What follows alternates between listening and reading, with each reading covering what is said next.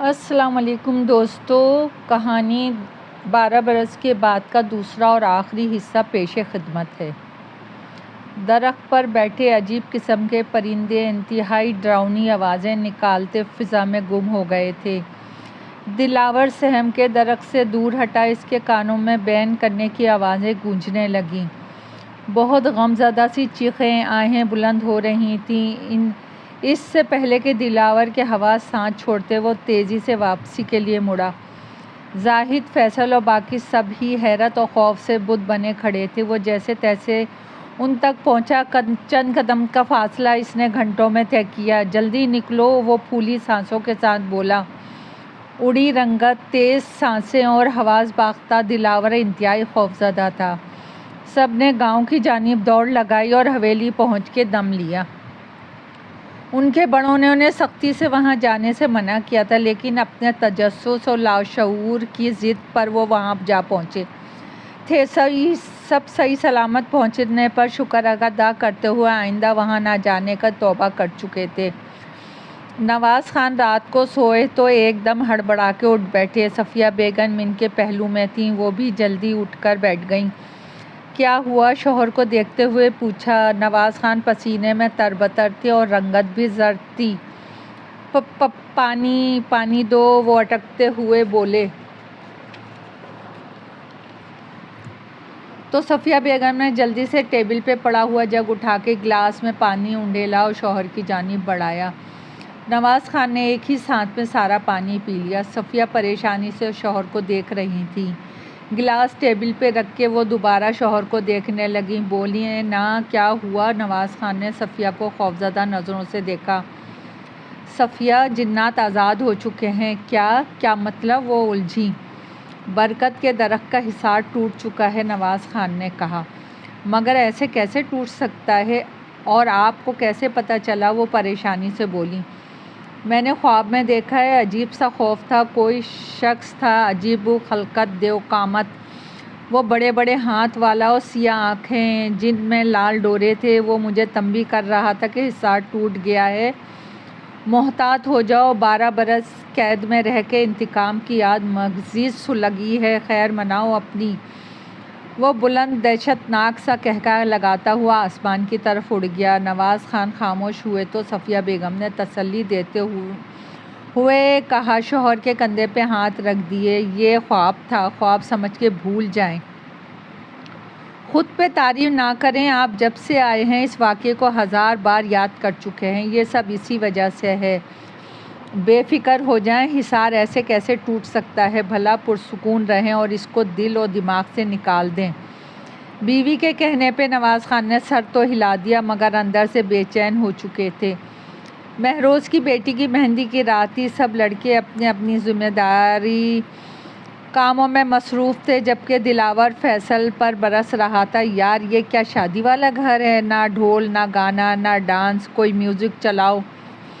یار دلاور، تم مجھ پر کیوں برس رہے ہو؟ جا کر لان میں تو دیکھو، سب انتظام ہو چکا ہے، باہر نکلو، تمہیں پتہ چلے گا نا، فیصل نے برا سا منہ بناتے ہوئے کہا تو دلاور مسکرا دیا۔ سوری یار، میں تو صبح سے کمرے میں تھا، مجھے علم نہیں تھا۔ کوئی بات نہیں، تم سناؤ، طبیعت کیسی ہے؟ اب ٹھیک ہوں، پہلے سے بہتر محسوس کر رہا ہوں۔ چلو پھر جلدی سے فریش ہو کے لان میں آ جاؤ اور اپنی پسند کا میوزک چلاؤ، فیصل نے کہا تو وہ سر ہلاتا ہوا غسل خانے کی طرف بڑھ گیا۔ دلاور کی طبیعت کچھ ناساز ہو گئی تھی، جس کی وجہ سے شادی کے کاموں سے بری ذمہ قرار دے دیا گیا تھا، جبکہ وہ خاصا شرمندہ تھا۔ سبھی کزن کاموں میں لگے ہوئے تھے اور وہ خود بیمار بن کے آرام کر رہا تھا۔ نہا دھو کے کپڑے تبدیل کیے اور لان میں آ گئے، جہاں اچھی خاصی رونق لگی ہوئی تھی۔ بہت سے مہمان آ چکے تھے، کچھ آنے والے تھے۔ دلہن کو تیار کرنے کے لیے گاؤں میں موجود ایک بیوٹی پارلر لے کر گئے ہوئے تھے۔ ابھی مہندی کا پروگرام شروع ہونے میں خاصا وقت تھا۔ دلاور چلتا ہوا ایک سائڈ پہ سیٹ کیے ہوئے ڈیک کی طرف بڑھ گیا۔ ایک ایک کر کے تمام کیسٹ چیک کرنے لگا۔ اسے کچھ بھی پسند نہیں آ رہا تھا۔ اس نے ایک اور کیسٹ چلائی تو وہ دھمال تھی۔ اس نے ناگواری سے اس کیسٹ کو باہر نکالنے کے لیے ہاتھ بڑھایا تو اس کے بدن کو زبردست قسم کا جھٹکا لگا۔ وہ حیران رہ گیا۔ ابھی حیرت دور نہ ہوئی تھی کہ اس کے بدن نے خود بخود تھرکنا شروع کر دیا۔ وہ خود پر قابو پانا چاہتا تھا پر بے بس ہو کر رہ گیا کیونکہ کوئی انجانی طاقت اس کے بدن پہ مسلط ہو چکی تھی۔ آس پاس والے حیرت سے دلاور کو دیکھ رہے تھے۔ وہ عجیب انداز میں رقص کر رہا تھا، پیروں کی ایڑیوں کے بل وہ گھوما جا رہا تھا۔ سب لان میں جمع ہو کے تماشا دیکھ رہے تھے۔ خود نواز خان اور اس کی فیملی والے گنگ کھڑے تھے۔ جیسے جیسے دھمال کی سر تال مدھم یا تیز ہوتے اسی انداز میں دلاور کا بدن بھی حرکت کرتا۔ پھر سب نے ایک حیرت انگیز منظر دیکھا۔ دلاور نے بازیگروں کی طرح کرتب دکھانے شروع کر دیے، اپنے بدن کو موڑ توڑ کر عجیب عجیب شکلیں بنانا۔ تو کبھی سر کے بل کھڑا ہو جاتا، ایسا معلوم ہوتا جیسے اس کا جسم موم جیسا ہو، جسے چاہو جیسے چاہو موڑ کے نئی شکل دے ڈالو۔ دلاور نے اچانک ایک جست لگائی اور حویلی کے اوپر سے گزرنے والے بجلی کے تاروں کو پکڑ کے لٹک گیا۔ نواز خان پاگلوں کی طرح چیخ چیخ کر اسے آوازیں دے رہا تھا مگر دلاور اس وقت ہوش میں کہاں تھا۔ وہ ننگی بجلی کے تاروں پہ چلنے لگا، پھر ہوا میں اڑ کے ادھر ادھر جانے لگا۔ مہروز خان سمجھ گیا کہ دلاور ضرور کسی ہوائی چیز کے زیر اثر ہے۔ اس نے فوراً زاہد کو مسجد کی طرف دوڑایا، امام صاحب کو بلا لاؤ۔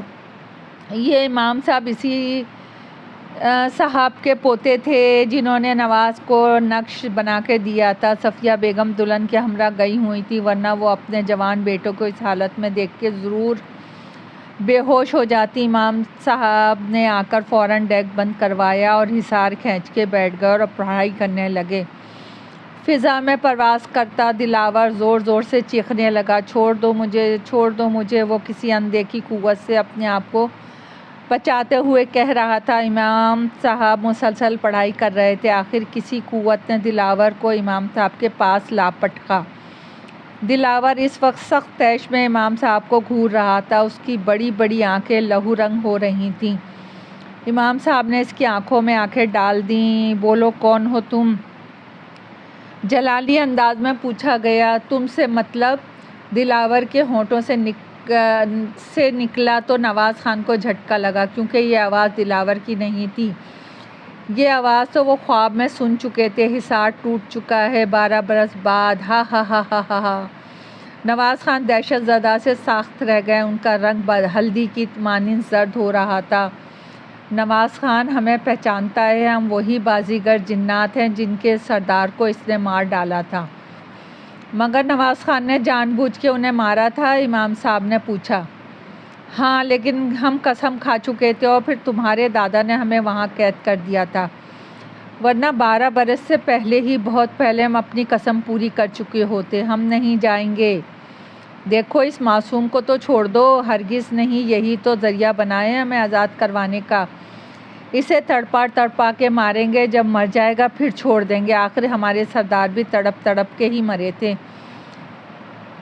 یہ تمہارا حصار کیسے ٹوٹ گیا؟ نواز چیخا۔ تمہارے مجرم تو میں ہوں، مجھے سزا دو، مجھے میرے بیٹے کو چھوڑ دو۔ نواز خان کی آواز پر دلاور کے اندر موجود جن نے گھور کے اسے دیکھا اور ایک دھاڑ ماری جیسے کوئی شیر ہو۔ تم چپ رہو، تمہیں بھی نہیں چھوڑیں گے۔ دیکھو اسے چھوڑ دو ورنہ تم لوگوں کو جلا کے خاک کر دوں گا۔ امام صاحب جلالی انداز میں گویا ہوئے، سارے حربے آزما لو، ہم نہیں جائیں گے۔ وہ ضدی لہجے میں بولا تو امام صاحب کو غصہ آ گیا۔ انہوں نے وظیفہ پڑھنا شروع کر دیا۔ دلاور کے کپڑوں کو آگ لگ گئی۔ وہ زور زور سے چیخنے لگا، بچاؤ بچاؤ۔ وہ تکلیف سے کرا رہا تھا۔ امام صاحب وظیفہ بند کر دو ورنہ اسے جلا کے بھسم کر دوں گا، غصیلی آواز میں کہا گیا تو امام صاحب بے بس ہو کے رہ گئے۔ وہ سمجھ گئے تھے کہ وہ ظالم دلاور کے جسم سے نکل چکا ہے اور یہ آگ دلاور ہی کو نقصان پہنچائے گی۔ انہوں نے وظیفہ بند کر دیا۔ دلاور کے بدن کو زور سے جھٹکا لگا اور کلا بازیاں کھانے لگا۔ یوں کلا بازیاں کھاتا ہوا نواز خان کو لیتا ہوا زمین پہ گر پڑا۔ نواز خان نے ادھر ادھر اپنا بچاؤ کے لیے ہاتھ پاؤں چلانے لگے مگر گرفت مضبوط تھی۔ نواز خان کی گردن پہ دباؤ بڑھتا گیا۔ سب لوگوں نے سہم کے آنکھیں بند کر لیں۔ مہروز نے آگے بڑھ کے نواز کی مدد کرنی چاہی لیکن امام صاحب نے روک دیا۔ نہیں اپنی جان سے جاؤ گے، یہ بہت خطرناک ہے، پورا قبیلہ یہاں پر ہے، وہ تمہیں مار دیں گے۔ مہروز خان بے بسی سے رو پڑا۔ سارے لوگ غم اور صدمے سے نڈھال تھے۔ نواز خان کا مردہ وجود لان میں پڑا تھا۔ دلاور کو پھر جھٹکے لگنے شروع ہو گئے، اس کے ناک اور منہ سے خون نکلنے لگا تھا، پھر آہستہ آہستہ اس کی آنکھوں سے بھی خون جاری ہو گیا۔ وہ تکلیف سے ادھر ادھر چکر آ رہا تھا لیکن اسے کچھ دکھائی نہ دے رہا تھا۔ دلاور کے سینے میں درد اٹھا، وہ نیچے گر کے ٹھنڈا ہو گیا۔ قریب بازار میں سناٹا چھا گیا، پھر شور اٹھا، 12 برس بعد، 12 برس بعد، ہا ہا ہا ہا ہا۔ امام صاحب نے سر جھٹکا، اس کی آنکھوں میں آنسو تھے۔ انہوں نے اشارے سے مہروز کو بلایا۔ غم و صدمے سے چور مہروز خان ان کے سامنے پھٹ پڑا۔ آخر یہ حصار کیسے ٹوٹ گیا امام صاحب، وہ بھی 12 برس بعد؟ آپ کے دادا مرحوم نے تو کہا تھا یہ نہیں ٹوٹے گا۔ ہاں مہروز خان کہا تھا، پر اس حصار کی خاص بات یہ تھی کہ اگر اماوس کی تاریخ رات میں پیدا ہونے والا شخص اس درخت کو چھوتا تو یہ خود بخود ختم ہو جاتا۔ 12 برس بعد اس لیے خیریت سے گزر گئے۔ اس رات کو پیدا ہونے والا کوئی بھی شخص اسے نہیں چھو سکا، پر گزشتہ شام دلاور نے اس درخت کو چھوا تھا۔ چونکہ وہ اماوس کی رات پیدا ہوا تھا اس لیے اس کے چھوتے ہی حصار ٹوٹ گیا۔ پر امام صاحب دلاور وہاں کیسے پہنچا؟ مہروز خان نے حیران تھا۔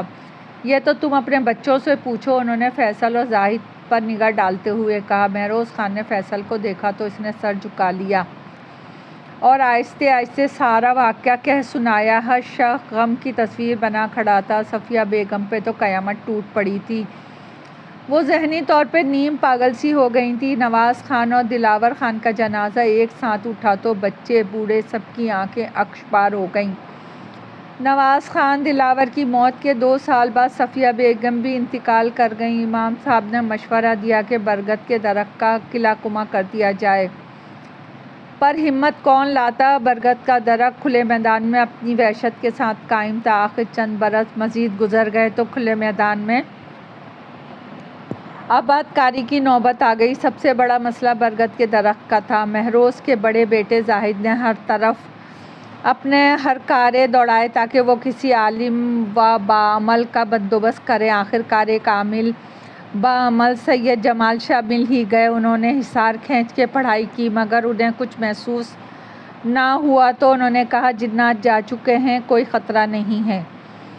سو وہ برگد کا پراسرار درخت نذر آتش کر دیا گیا۔ کھلے میدان میں انسانی بستی بن گئی، پر نواز خان اور دلاور کی قبریں آج بھی نشانی بنی ہوئی ہیں۔ دوستو کہانی پسند آئی ہو تو لائک کیجیے گا۔ آپ کی دعاؤں کی طلبگار۔